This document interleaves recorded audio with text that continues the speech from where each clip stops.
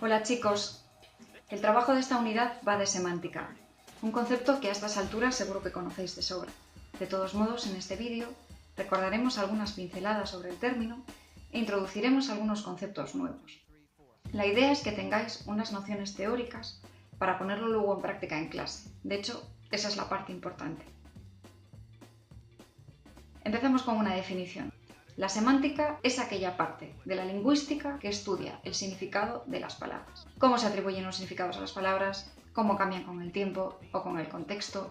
Por poner un ejemplo de su importancia, la política o la publicidad, en lo que es la parte más comunicativa, tendrían muy en cuenta los aspectos semánticos, al necesitar saber qué valores asocia la gente a determinadas palabras. Imaginaos la importancia en la actualidad de emplear acertadamente palabras y expresiones como brotes verdes, hipoteca, recortes, con el hartazgo y el sufrimiento de la gente con la crisis en estos últimos años.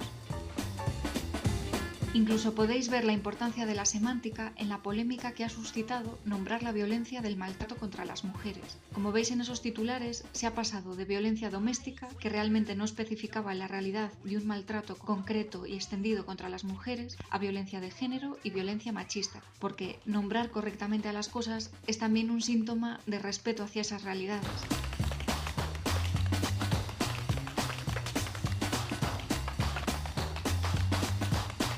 Voy a hablar un poquito de esto, pero solo para que os suene. ¿Qué sería la pragmática? Pues aparte de la lingüística, que estudia en una comunicación las circunstancias y el contexto. ¿Y para qué? Para saber cómo interpretar los mensajes y cómo conducirnos respecto a esos mensajes. Pragmática, como su propio nombre indica, es la parte práctica, lo que fija la interpretación de un mensaje poniéndolo en la realidad. Y con la sintaxis, ¿qué tiene que ver la semántica con la sintaxis? Pues que para que una oración tenga significado, es decir, semántica, ha de estar, en primer lugar, bien construida, es decir, sintaxis. Una vez cumplido este principio, cada morfema, cada palabra, aporta significado al conjunto de la oración. Para vuestro curso, lo verdaderamente interesante es trabajar de manera práctica la semántica. Y lo vamos a hacer desde el punto de vista de la cohesión del discurso. ¿Recordáis qué era esto? Pues eran todos aquellos mecanismos que usamos al producir un texto, oral o escrito, y que nos permiten comunicarnos bien, eficazmente, a lograr una trabazón, una cohesión entre las partes.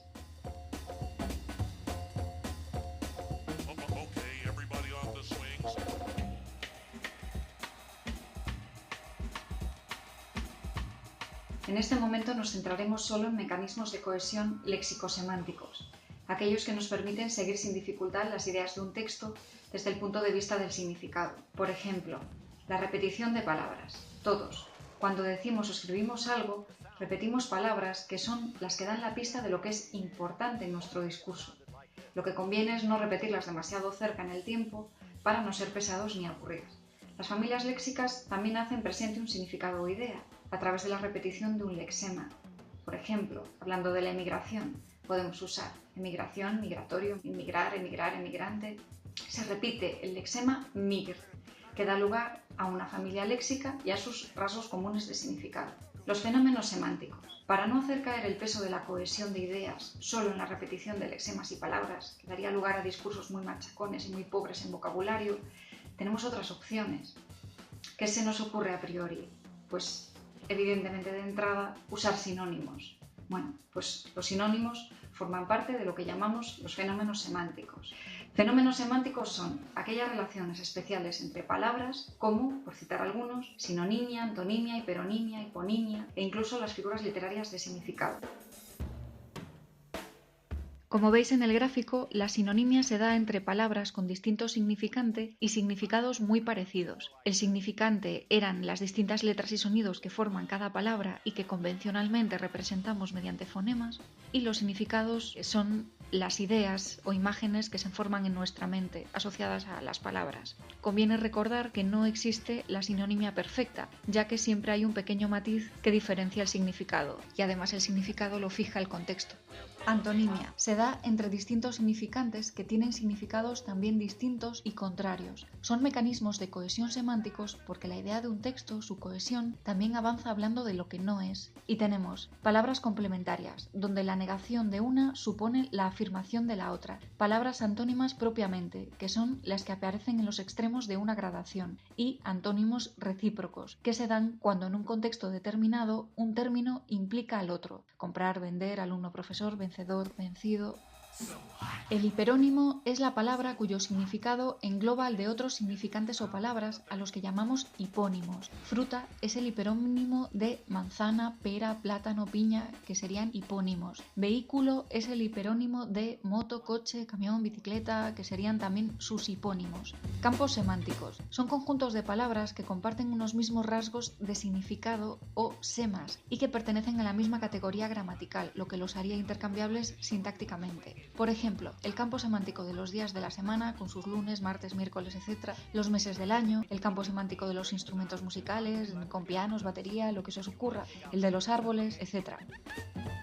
Son todas las palabras de diferentes categorías gramaticales que estarían relacionadas con un significado concreto. Por ejemplo, el campo léxico del amor se asocia con palabras como novio, corazón, flechazo, el color rojo, etc. El campo léxico del fútbol con palabras como árbitro, jugador, gol, tarjeta, chutar, etc. Serían otra manera de nombrar conceptos sin recurrir a la repetición y por tanto favoreciendo la cohesión. Las más relevantes son la metáfora y la metonimia, porque implican un cambio de significado del referente real respecto a uno imaginado en función de algo que subjetivamente a nosotros nos parece relacionado con él. En la oración Di Stéfano era un as del deporte, as no es un sinónimo de Di Stéfano, pero sí una metáfora.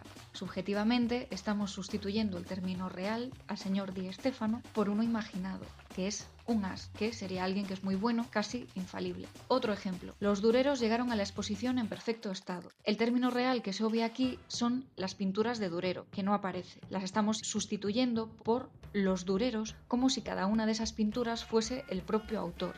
En este caso se trata de una metonimia. Cuando hablamos de semejanzas subjetivas, es decir, más ligadas a la emoción o a la valoración personal, utilizamos metáforas. Y cuando la semejanza es más de tipo lógico, hablamos de metonimia.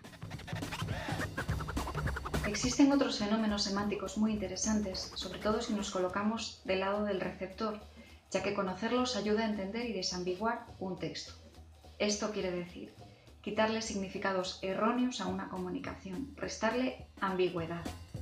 Es la coincidencia en el significante de dos palabras con distinto significado y etimología. Son homógrafas las palabras que coinciden en la escritura y homófonas las que coinciden en la pronunciación. El significado apropiado se extraerá principalmente del contexto, sobre todo en el caso del discurso oral, pues aunque se trate de palabras con grafía distinta, no podremos saberlo. La polisemia existe cuando una misma palabra o significante tiene varios significados, que es lo habitual si consultáis cualquier palabra en el diccionario, es decir, que la mayor parte de las palabras son polisémicas. Monosemia se aplica a las palabras que tienen un solo significado. Prácticamente se da solo en el lenguaje científico, por su necesidad de precisión y falta de ambigüedad. Por ejemplo, necrosis sería una palabra técnica de la medicina que significa gangrena, con este único significado. Como apunte final a todo lo dicho, hay que tener en cuenta que el significado de una palabra va siempre más allá de la acepción que podamos encontrar en el diccionario e incluso del contexto.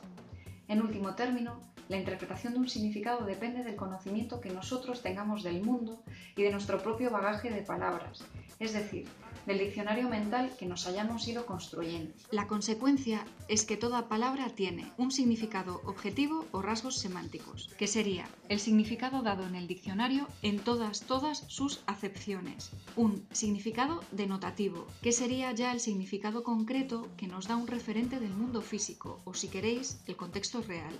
Y un significado connotativo o rasgos subjetivos, que es lo que enriquece el significado de las palabras asociándoles actitudes y sentimientos. Llegados a este punto, es interesante hablar de otros fenómenos semánticos, los tabús, los eufemismos y los disfemismos. Se trata de cambios de significado que se van realizando sobre las palabras por cuestiones históricas, sociales o psicológicas. Tabú Son palabras que evitamos al asociarles ciertas valoraciones negativas y que suelen responder a una época concreta. Son tabús típicos de la actualidad, las palabras que designan abiertamente al sexo, a la vejez, a la locura y a la enfermedad. El tabú tiene que ver con el grado de madurez de una sociedad y su capacidad de aceptar aquello que no gusta o avergüenza. Eufemismo es la palabra con la que sustituimos el tabú para que sea socialmente más aceptable, más políticamente correcto.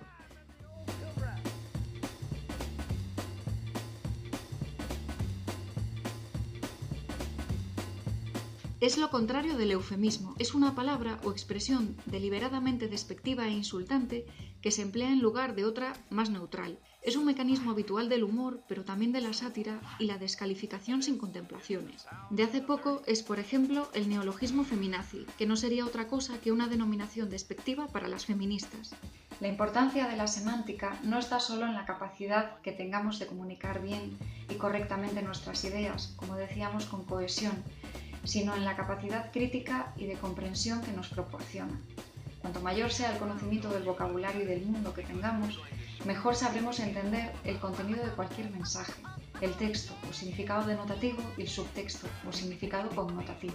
Por poner solo algunos ejemplos, tendremos una mayor capacidad de comprensión literaria y también una capacidad crítica mucho más despierta ante los medios de comunicación, los políticos o las empresas, que como sabemos siempre están intentando convencernos, ganarnos o en algún caso directamente manipularnos. En resumen, la semántica despierta una conciencia mayor del mundo que nos rodea y que se comunica constantemente con nosotros a la vez que nosotros con él.